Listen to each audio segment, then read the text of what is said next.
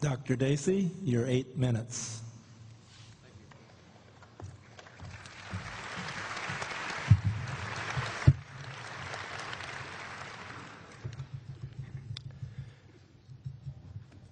So Dr. Craig asserted that I haven't addressed his argument from the existence of the universe.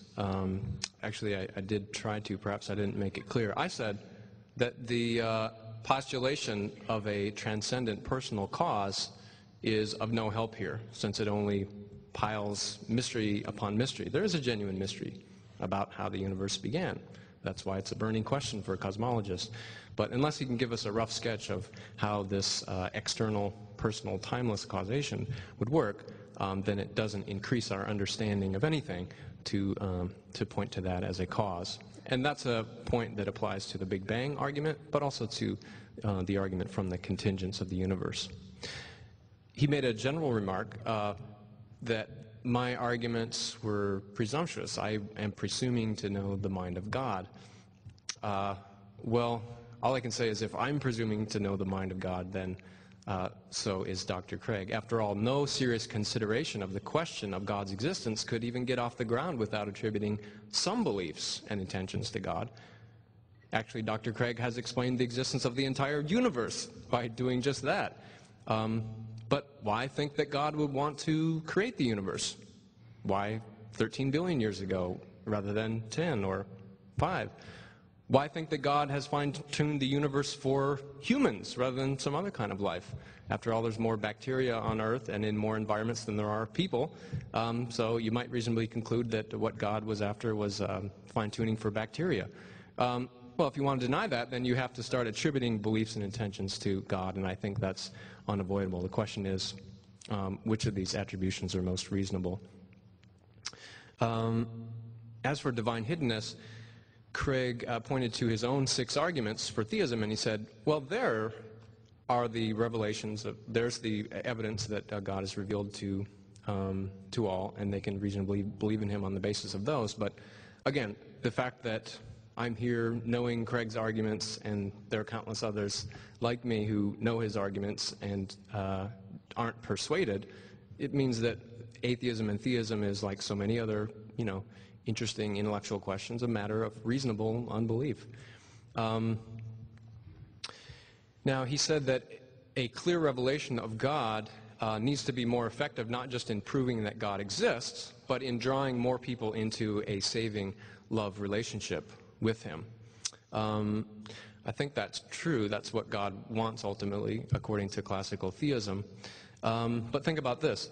I mean, if God remains hidden, then the probability of reasonable unbelievers coming into a loving relationship with him is 0, right? Whereas if he does reveal himself, then, well, I don't know what the probability of them coming into a loving relationship would be, but presumably it would be higher than 0, because they would know that there is such a being, and they would know perhaps that he wants to have a loving relationship with them.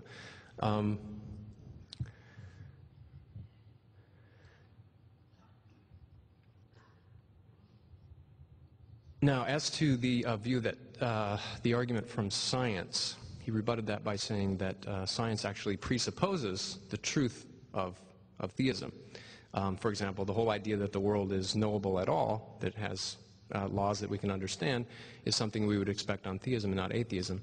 That may or may not be true. I think scholars are divided on that. As a historical matter of fact, it may be that Christian and Muslim societies were more apt to kind of come into the scientific mode of thinking, but that wouldn't show that in order to do science, theism must be true. And of course, I didn't argue that science, I wasn't arguing that science doesn't presuppose theism, the truth of theism. All I was saying is that scientists have found no need to invoke God's actions in explaining nature. And I think that's all I needed to show. Craig also pointed out, he said God does act in nature, for example, in miracles. Well, that's just begging the question against the argument from science and the success of science. If there were key parts of the history of the universe that involve God's creative actions or indirect or direct actions, then why doesn't science need to appeal to those actions? as it clearly doesn't. As for the argument from the mind-brain connection, he attacked what's called reductive materialism, the idea that our minds are nothing but our brains. But of course, my argument doesn't require reductive materialism to work. It only needs the falsity of dualism, the idea that minds and brains are entirely independent. So I don't need to claim that the mind is nothing but the brain, but only that it couldn't exist independently of it. The mental could be distinct from the physical while being causally dependent on it.